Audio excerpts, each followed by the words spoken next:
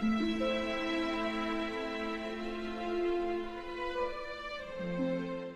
we are going to finish up the last part of The Merchant of Venice by William Shakespeare. But before we begin, let's take roll. Portia. Here. Only because I have to be. Bassanio. Bassanio. I'm here. I'm here. Anushka. Here. Narissa. Here, and can I say you look beautiful today, Miss Tiller? Why, thank you. Sam. Here. Graciano. I'm here. I'm just not ready to learn. And finally, is Alice here? Present. Okay, so since we're all here, let's begin. The Act 5 takes place with Portia and Narissa return to Belmont, where Bassanio and Graciano also return, bringing Antonio with them. Portia and Narissa discover that their husbands have given away their rings.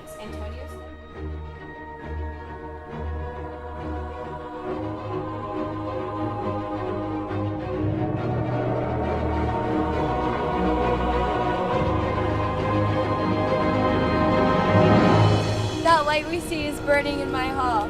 How far that little candle throws his beams. So shines a good deed in a naughty world. When the light shone, we did not see the candle. So doth the greater glory dim the less, a substitute shines brightly as a king. Until the king be by, and then his state empties itself as doth an inlet brook. Into the main of waters, music, hark. It is your music, madam, of the house. Nothing is good I see with that respect. Methinks it sounds much sweeter than by day. Silence bestows that virtue on a man. The crow doth sing as sweetly as the bird, when neither is attended in I think. The nightingale she should sing by day, when every beast is cackling would be thought. No better a musician than the wren. How many things by seasoned are. To their right praise and true perfection. Peace hope, the moon sleeps with the end of morning, and would not be awakened. That is the voice, so I am much deceived, of Portia. He knows me as the blind man knows the cuckoo, from the bad voice. Welcome home, dear lady. We have been praying for our husband's health, which speed we hope the better for our words. Are they returned? They are not yet, but a messenger has come before to signify their coming. Go in, Nerissa. Give order to my servants that they take no note of this. Hence, nor you, Lorenzo. Your husband is at hand. I hear his trumpet. Fear you not, madam. We are no telltales. This night methinks is but the daylight sick. It looks a little paler, 'tis the day. Such as the day is when the sun is hungry. We should hold there with the antipodes, if you would walk in absence of the sun.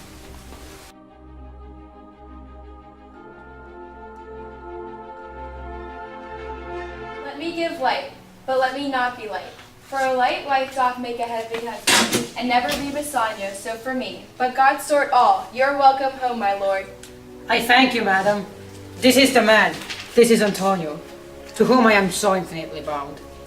No more than I am well acquitted of. You should in all sense be much bound to him, for as I hear, he was much bound for you. Sir, you are very welcome to our house. It must appear in other ways than words. Therefore, I scant this breathing courtesy. By yonder moon, I swear you do me wrong. In faith, I gave it to the judge's clerk, where he gelt that had it for my part, since you do take love so much at heart. A quarrel? Ho? Already? What's the matter? About a hoop of gold, a paltry ring that she did give me, whose posy was for all the world like Cutler's poetry upon a knife.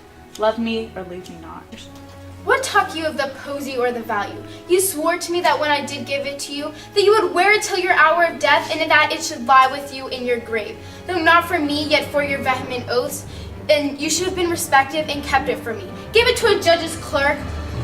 God's my judge. That clerk will never wear hair on his face that had it. He will, and if you live to be a man. I, if a woman, live to be a man. Now, by this hand, I gave it to a youth. A kind of boy, a little scrub boy, no higher than thyself. A judge's clerk, that begged it as a fee. I could not for my heart deny it to him. You were to blame. I must be plain with you. To part so slightly with your wife's first gift, a thing stuck on with oaths upon your finger, and so riveted with faith into your flesh, I give my love a ring and make him swear never to part with it. And here he stands. I dare be sworn for him he would not leave it, nor pluck it from his finger for the wealth that the world masters. Now in faith, Graziano, you give your wife too unkind a cause of grief, and 'twere to me I should be mad at it. Why, I were best to cut my left hand off and swear I lost the ring defending it.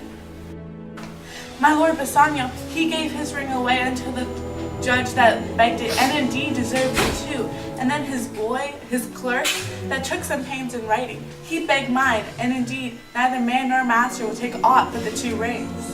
What ring gave you, my lord? Not that I hope what you received of me.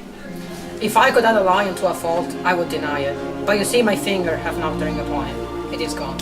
Even so void is your false heart of truth. By heaven, I will never come in your bed until I see the ring. Nor I in yours till I again see mine. Sweet Portia, if you did know to whom I gave the ring, if you did know for whom I gave the ring, and would conceive for what I gave the ring, and how unwillingly I left the ring, when naught would be accepted but the ring, you would abate the strength of your displeasure. If you had known the virtue of the ring, or half her worthiness that gave the ring, or your own honor to contain the ring, you would not then have parted with the ring. What man is there so much unreasonable, if you please to have defended it with any terms of zeal wanted the modesty, to urge the thing held as a ceremony?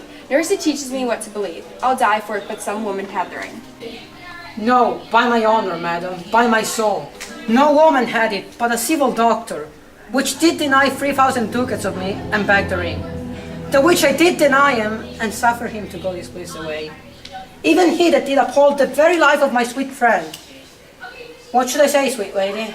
I was enforced to send it after him. I was beset with shame and courtesy. My honor would not let ingratitude so much besmear it. Pardon me, good Portia, for by these last candles of the night, had you been there, I think you would have begged the ring of me to give the worthy doctor. Let not the doctor ever come near my house, since he hath got the jewel that I loved, and that which you did not swear to keep for me. I will become as liberal as you. I'll not deny him anything I have, no, not my body, nor my husband's bed. Know him I shall, I am well sure of it. Lie not a night from home, watch me like Argus. If you do not, if I be left alone, now by mine honor, which is yet mine own, I'll have that doctor for my bedfellow. And I his clerk, therefore be well advised how you do leave me to mine own protection. Well, do you so? Let me not take him then, for if I do, I'll mar the young clerk's pen. I am the unhappy subject of these quarrels.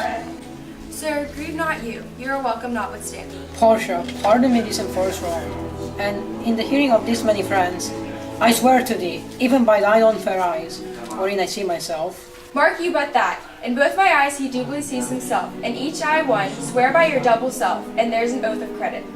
Nay, but hear me, pardon this fault, and by my soul, I swear I never more will break an oath with thee.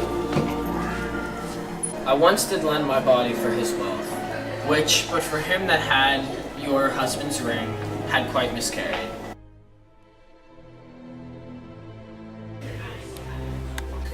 Then you shall be his surety. Give him this, and bid him to keep it better than the other. Here, Lord Bassanio, swear to keep this ring.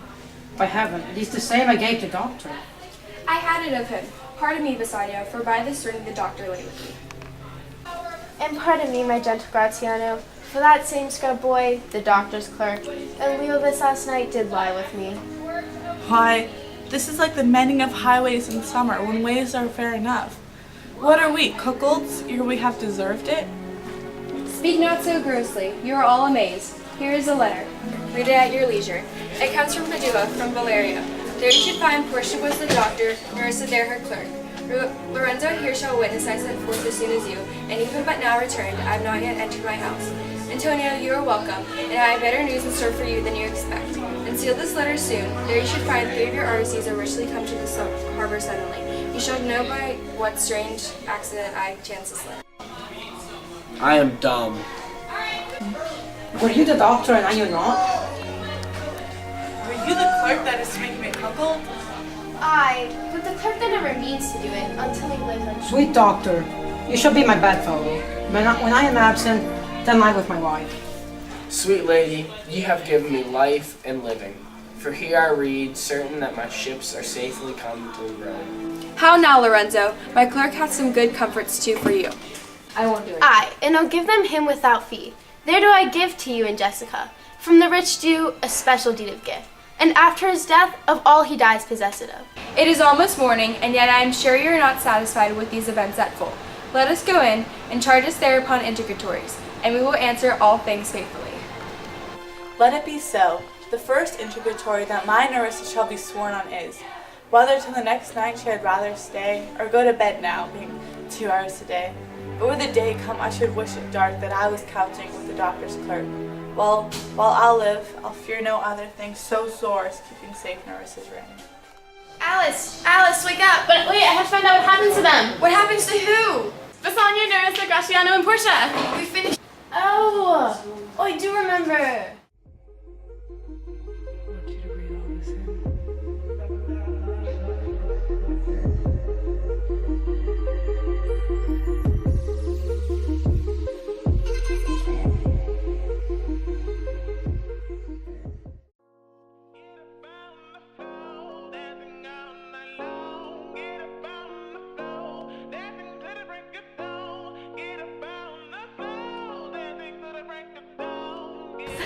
I'm so sorry, guys.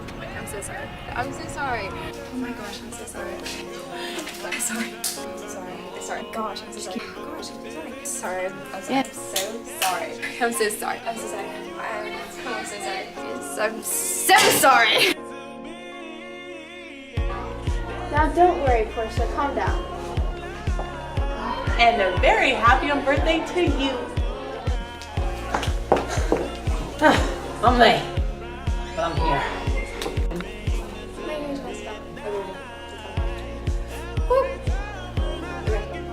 Now off with your head. Why, sometimes I even believe up to 6 impossible things before breakfast. Oh, Scott, no. no. I'm not. Let's go now. Am I in? No, I'm not answering that in front of the camera.